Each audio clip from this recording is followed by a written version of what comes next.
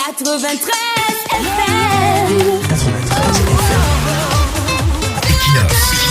Radio.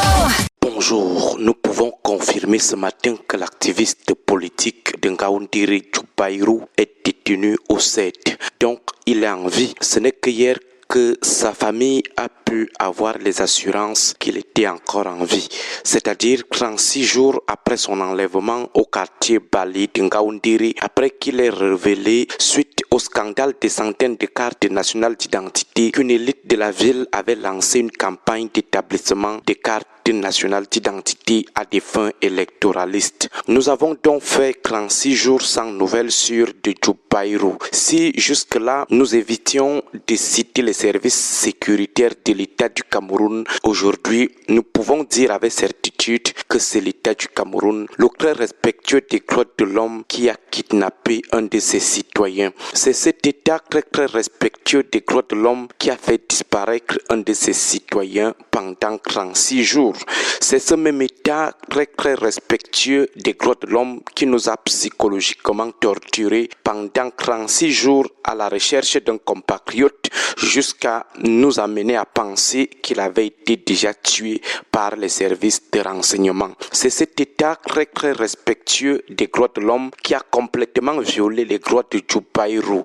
C'est cet État très respectueux des droits de l'homme qui kidnappe sans avoir à communiquer ou kidnapper le motif de son kidnapping.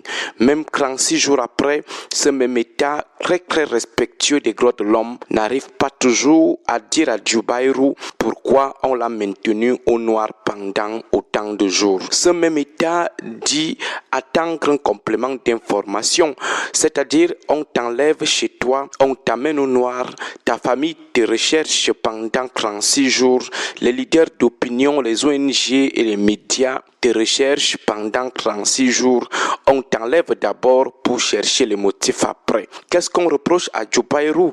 Jusqu'à ce jour, lui-même, il ne maîtrise pas le motif de son arrestation, ce qu'on lui reproche. Mais ce que nous pouvons dire avec exactitude, c'est que c'est en rapport avec son activisme politique. Un kidnapping qui, faut-il le rappeler, a eu lieu après que le président du MRC ait cité une élite du RDPC dans le scandale des centaines de cartes. Djoubaïrou a été enlevé le 24 décembre vers 19h suite à un guet-apens qui lui avait été tendu par un individu peu recommandable de Ngaoundéré réquisitionné par une élite locale. La même soirée, il a été conduit à Garoua-Boulaye dans la région de l'Est. Voilà pourquoi tous les services de sécurité de Ngaoundéré de la Damawa, y compris la délégation régionale à la sûreté nationale de la Damawa, jouaient les Ponce Pilate. Voilà pourquoi tous ces services avaient peur de dire quoi que ce soit à la famille, ni ouvrir des enquêtes suite aux multiples plaintes de la famille.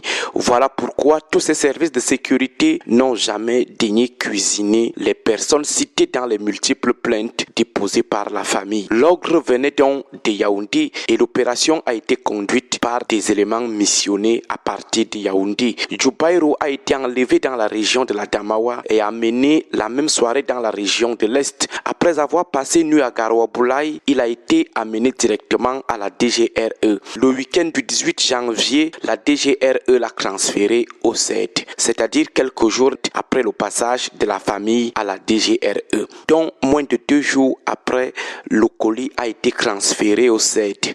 Et ce n'est que hier que la famille a découvert que son fils est au CED.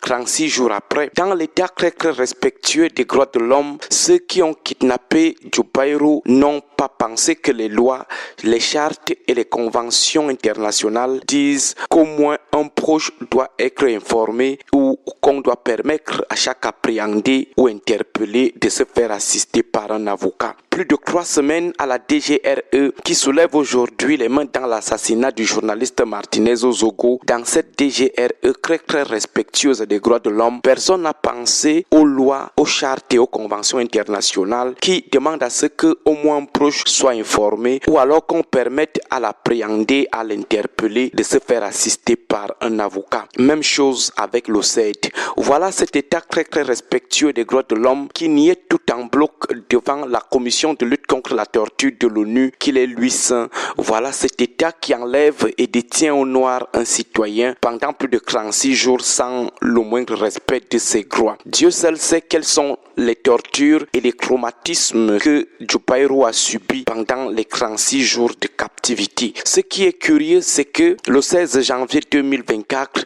la DGRE, la très respectueuse des droits de l'homme, qui joue les innocents dans l'assassinat du journaliste Martinez Zogo, cette DGRE disait à la famille, main posée sur le cœur, ne pas connaître un individu du nom de Djoubaïrou. Cette même DGRE disait à la famille qu'il faut plutôt explorer la piste des preneurs d'otages de la Damawa. Cette même DGRE disait ce 16 janvier qu'un corps même pourri ne disparaît jamais, qu'elle doit juste rester tranquille. Cette même DGRE consolait plutôt la famille en disant aussi être vraiment touchée par l'absence de nouvelles de Djoubaïrou, alors que selon les informations de notre source, Djoubaïrou était bel et bien dans les locaux de la DGRE.